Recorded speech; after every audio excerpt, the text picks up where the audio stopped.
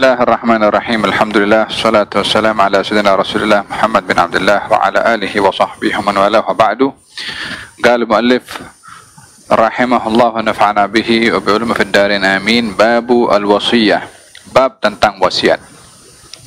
Man jaza tasarrufu fi malihi jazat wasiyatuhu. Barang siapa yang boleh menggunakan hartanya karena memilikinya, maka boleh untuk mewasiatkan hartanya. Wa man la yajuzu tasarrufuhu kal ma'tuh wal mubarsam la yasih wasiyatuhu. Dan orang yang tidak diperbolehkan menggunakan hartanya seperti orang yang cacat mental, maka tidak boleh berwasiat. Wa fi sabi al mumayyiz wal mubadzir qaulan. Adapun pada kanak-kanak yang belum baligh ataupun mumayyiz dan orang yang membazirkan harta, maka ada dua pendapat. Ada mengatakan boleh berwasiat, ada mengatakan tidak. Wala tasihhul wasiyatu illa ila hurrin.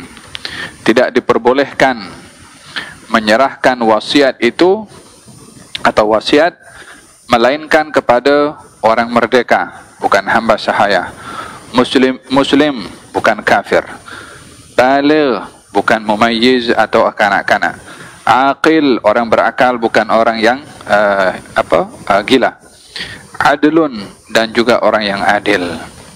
Fa in wassa ilaihi wa huwa ala hadhihi sifat fa sara indal mauti ala hadhihi sifat jaza.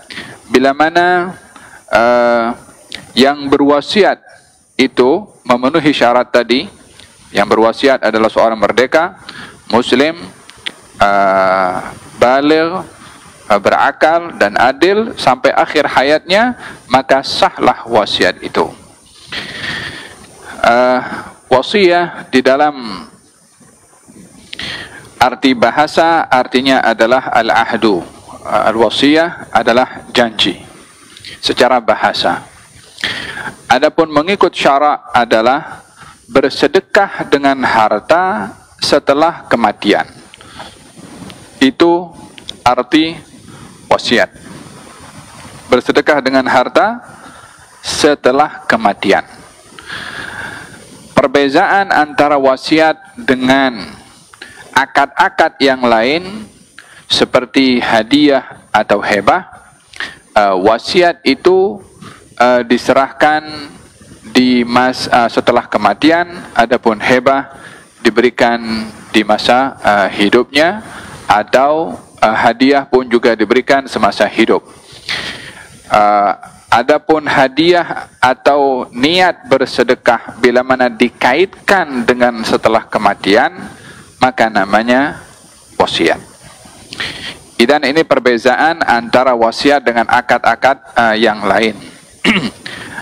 Dalil dalam berwasiat ini ada dalam Al-Quran dan juga ada dalam hadis Nabi Muhammad SAW. Bahkan menjadi keutamaan bagi seseorang bila mana berhadapan dengan orang yang meninggal dunia, terlebih dahulu memerhatikan wasiatnya, terlebih dahulu mengambil tahu tentang wasiatnya.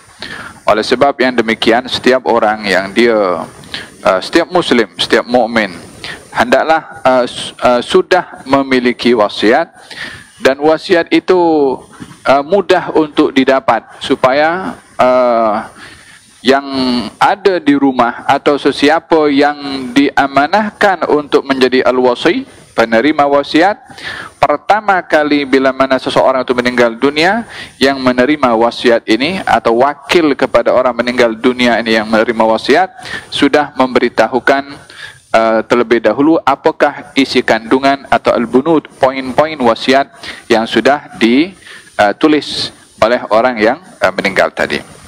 Adapun dalil dalam Al-Quranul Karim, Allah Subhanahu wa taala berfirman, kutiba a'udzu billahi minasyaitonir rajim, kutiba alaikum idza hadara ahadakumul mautu in taraka khairanil wasiyatu lil walidaini wal aqrabina bil ma'ruf haqqan 'alal muttaqin. Telah diwajibkan kepada kamu bila mana kematian sudah menghampiri kepada salah seorang daripada kamu, hendaklah berwasiat untuk kedua ibu bapa dan kaum kerabat dengan baik. Yang demikian itu adalah ketetapan bagi orang-orang yang bertakwa. Ayat ini dari segi hukum wasiatnya adalah kekal relevan. Namun pada masa yang sama ayat ini dimansuh kepada siapa wasiat itu diberikan. Jadi ayat ini menetapkan tentang wasiat kepada orang tua dan kaum kerabat. Ayat ini kekal relevan pada hukum wasiatnya untuk berwasiat, namun dimansuh kepada yang menerima wasiat, yaitu orang tua dan juga kaum kerabat, karena orang tua dan kaum kerabat yang termasuk ahli waris, mereka itu sudah mendapatkan peruntukan khas yang sudah ditetapkan dalam ilmu faraid, berapa peruntukan yang sudah ditetapkan oleh mereka. Maka dengan demikian tak bolehlah mereka menerima wasiat sementara hak mereka sudah ditetapkan oleh syarak. Oleh sebab yang demikian, ayat ini dimansuh bukan keseluruhannya, hanya penerima wasiatnya yang dimansuh, yaitu la wasiyata liwarithin. Tidak boleh ada wasiat kepada ahli waris. Ahli waris di sini orang tua salah satu daripada ahli waris, anak salah satu daripada ahli waris. Berwasiat kepada mereka segi hukumnya boleh, segi pelaksanaannya tidak boleh, kecuali dipersetujui oleh seluruh ahli waris. Ya, ini macam mana hukumnya? Kalau ada orang berwasiat, dia mengatakan saya berwasiat untuk anak sulung saya 1 ekar tanah contohnya. Kemudian anak yang nomor 2 1 ekar tanah, nomor 3 2 ekar tanah contohnya. Adakah wasiat ini boleh dilaksanakan? Dari segi hukum berwasiat kepada ahli waris itu mengikut mazhab Imam Syafi'i, dari segi hukumnya adalah boleh. Dari segi pelaksanaannya tidak boleh. Macam mana hukumnya boleh namun pelaksanaannya tidak boleh? Yang berwasiat kepada ahli waris kalau hukumnya boleh, maknanya tidak berdosa berwasiat kepada ahli waris. Namun dalam pelaksanaannya, oleh karena ada larangan pelaksanaan wasiat kepada ahli waris, maka tidak boleh dilaksanakan kecuali ahli waris bersetuju untuk melaksanakan wasiat orang tuanya untuk menyerahkan semua yang disebutkan tadi kepada yang disebut namanya. Maka dengan demikian, bila mana ada orang yang berwasiat untuk ahli waris, maka pelaksanaannya bergantung kepada persetujuan semua ahli waris. Bila mana ahli waris tidak bersetuju secara keseluruhannya, maka terbatallah hukum pelaksanaan wasiat yang diminta oleh orang yang meninggal tadi. Bila mana semua ahli waris bersetuju untuk mengagihkan harta sesuai dengan wasiat orang meninggal dunia, maka pelaksanaannya dilaksanakan karena dipersetujui oleh ahli waris. Bila mana sebahagian setuju, sebahagian yang lain tak bersetuju, yang tak bersetuju mendapatkan haknya berapa daripada harta yang ditinggalkan, yang bersetuju menyerahkan kepada siapa yang disebutkan oleh orang yang meninggal tadi atau orang yang berwasiat tadi untuk menyerahkan hartanya kepada nama-nama yang disebut. Ini berkenaan dengan dalil berwasiat, ya.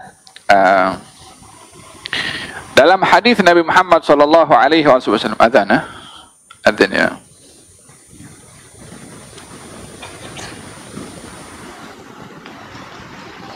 Allahu akbar, Allahu akbar. Allahu akbar, Allahu akbar. Allahu akbar,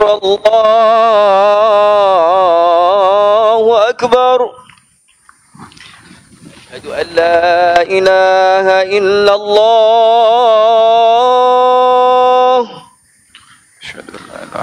أشهد أن لا إله إلا الله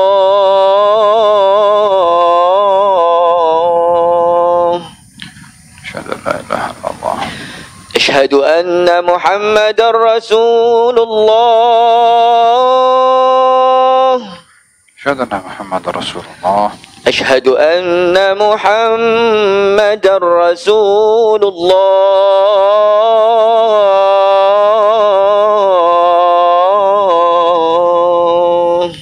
أشهد أن محمد رسول الله حي على الصلاة حول ولا قوة إلا بالله حي على الصلاة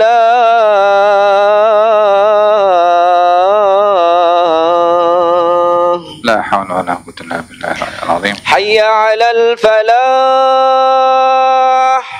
لا حول ولا قوة إلا بالله العظيم حي على الفلاح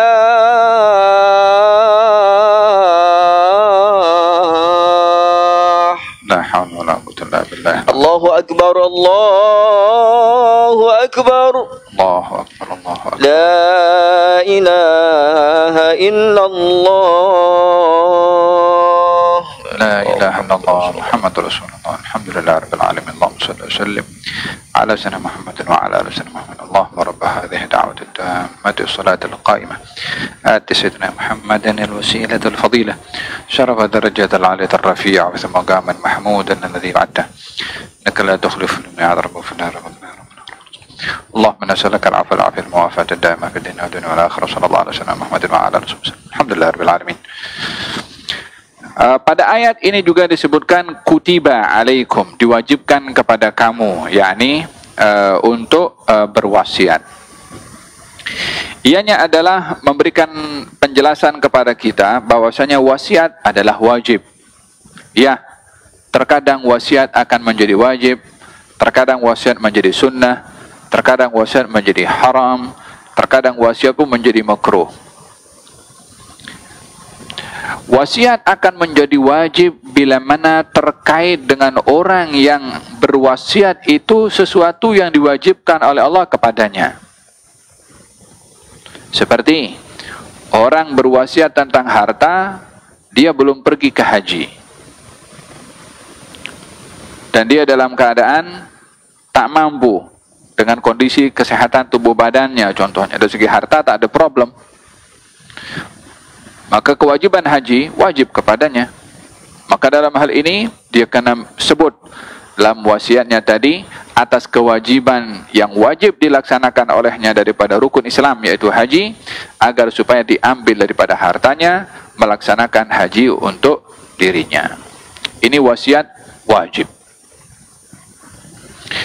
Wasiat yang wajib adalah apa yang menjadi hak orang kepadanya, baik itu berupa zakat atau hutang. Zakat wajib dilaksanakan, hutang wajib untuk dibayar.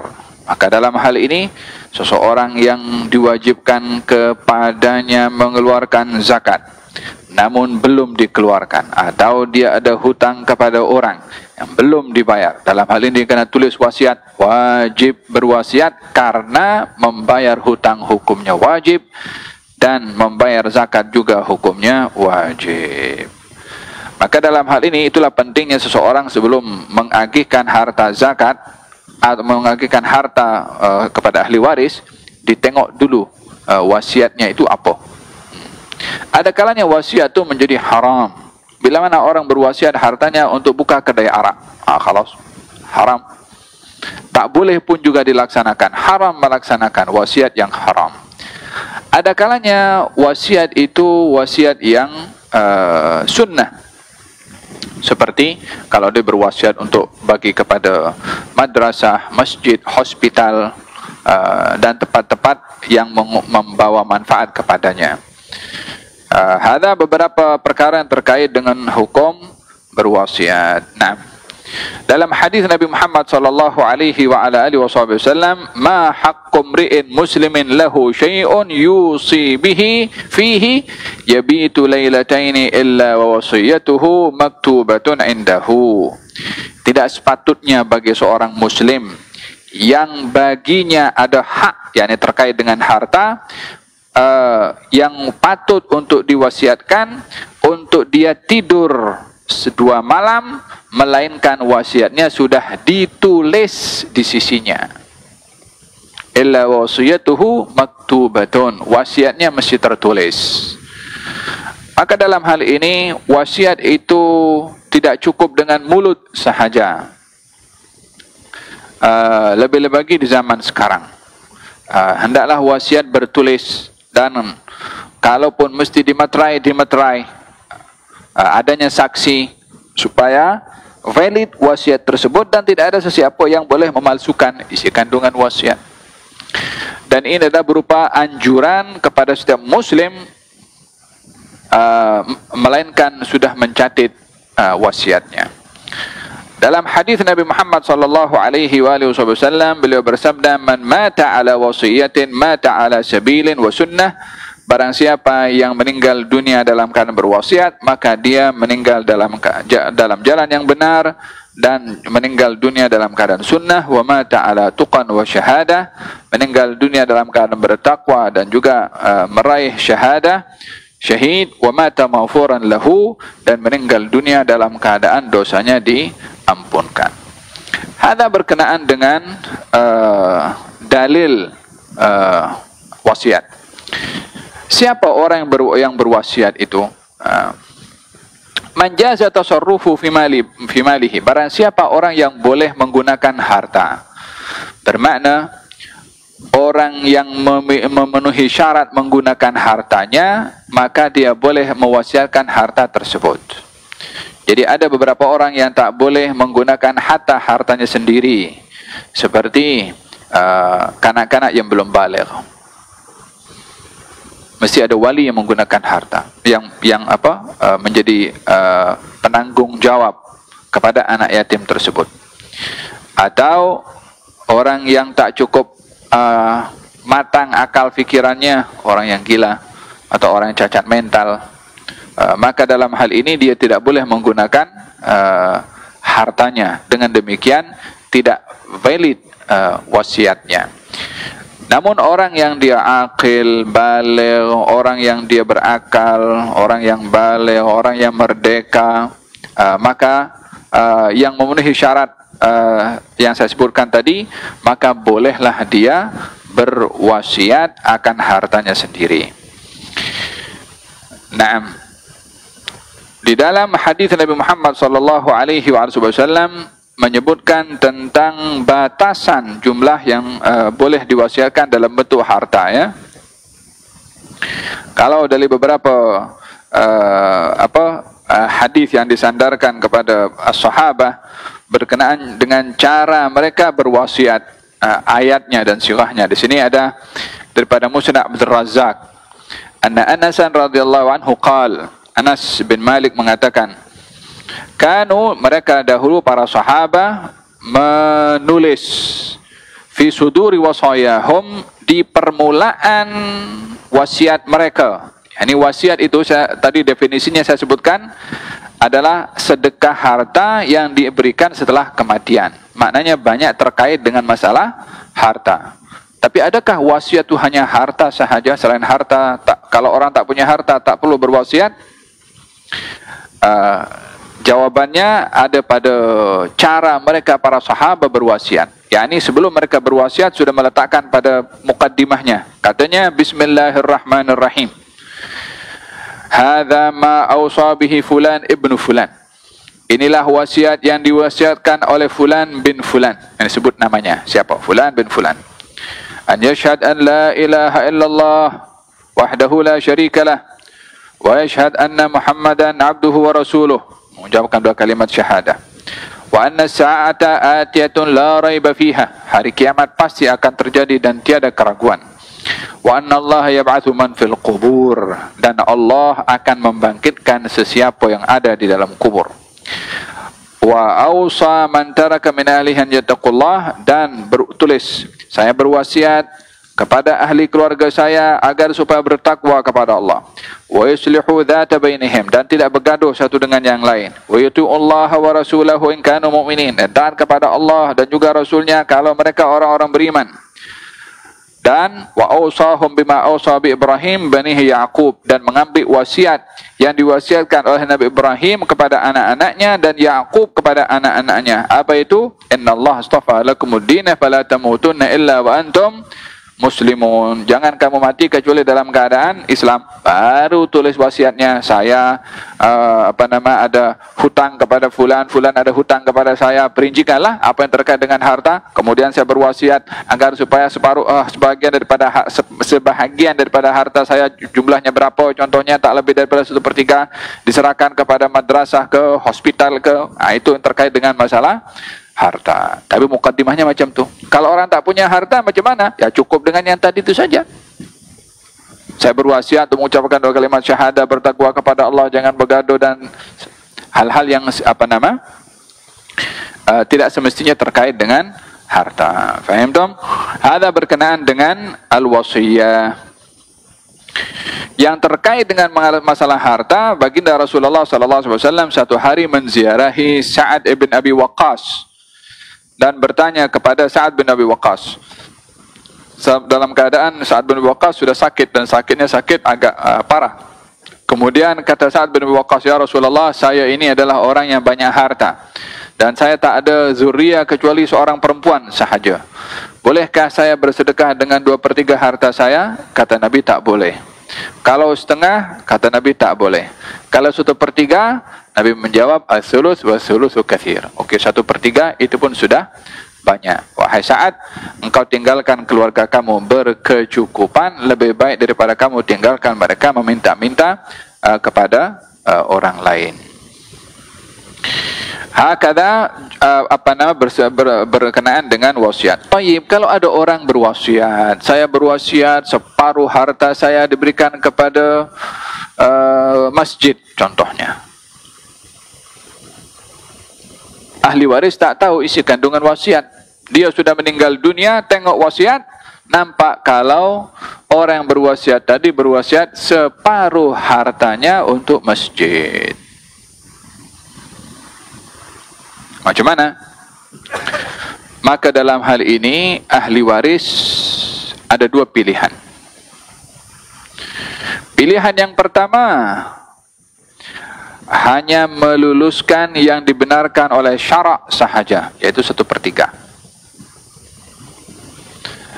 Karena orang yang meninggal dunia sudah terlepas hak memiliki kepada harta dengan dia meninggal dunia. Otomatik yang memiliki harta itu imma orang yang yang dia berhutang kepada orang lain, orang yang berwasiat tadi, hak orang karena diberikan, dan berpindah sebahagiannya atau selebihnya kepada ahli waris. Jadi bila mana ada orang berwasiat lebih daripada 1/3 yang diperuntukkan oleh syariat untuk orang yang berwasiat tadi, diperbolehkan supaya mendapat fadilah walaupun setelah kematiannya, maka selebihnya bergantung kepada ahli waris. Kalau ahli waris ambil pilihan yang pertama yang dibenarkan oleh syariat 1/3, khalas 1/3. Dalam hal ini ahli waris tidak boleh untuk cancel semua wasiat itu, termasuk yang 1/3. Tak ada hak kepada ahli waris, sebab syarak membenarkan hanya 1/3 sahaja. Maka ahli waris tidak boleh untuk tidak melaksanakan isi kandungan wasiat. Tetapi pilihan yang kedua, bila mana ahli waris ingin melaksanakan separuh daripada harta orang berwasiat tadi untuk dilaksanakan, serahkan kepada masjid sebagaimana diwasiatkan, maka dalam hal ini lebihan daripada 1/3 itu bergantung kepada persetujuan daripada ahli waris. Ahli waris bersetuju, silahkan saja. Itu sebagai baktinya ahli waris kepada yang berwasiat. Oleh hada dalam hal ini makruh bagi seseorang berwasiat hartanya kepada orang lain kalau ahli warisnya memerlukan. Bahagian daripada hukum wasiat yang makruh kalau berwasiat kepada orang lain sementara ahli warisnya fakir miskin. Aku berwasiat sepertiga daripada hartaku diberikan kepada fulan bin fulan atau berikan kepada tempat lain. Ahli keluarganya susah. Dalam hal ini wasiat tetap dilaksanakan, namun dia atau hukum wasiatnya adalah makruh. Nah, ada berkenaan dengan hukum berwasiat. Nah, wallahu taala a'lam bis-shawab.